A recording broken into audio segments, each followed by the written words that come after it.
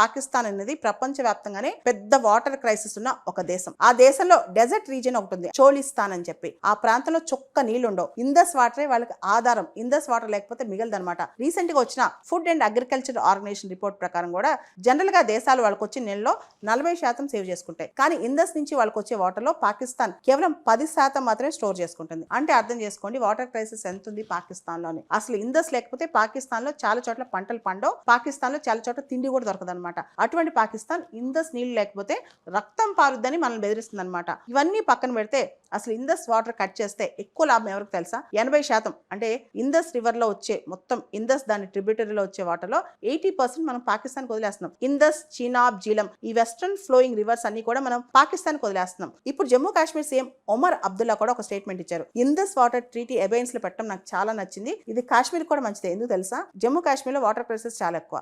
ఇందస్ river కనుక మనం ఆపేస్తే, ఆ వాటర్ ఫ్లో ఆపేస్తే కాశ్మీర్లో ఎక్కువ పంటలు పండుతాయి. కాశ్మీర్ బాగా డెవలప్ అవుద్ది. సో మనం కాశ్మీర్ని, మన ఏరియాని మొత్తం వదిలిపెట్టేసి వాళ్ళకి వాటర్ ఇస్తున్నాం కదా, వాళ్ళకి వాటర్ ఇచ్చి మనం ఏం కొనుక్కుంటున్నాం అంటే రక్తం కొనుక్కుంటున్నాం వాళ్ళ దగ్గర నుంచి.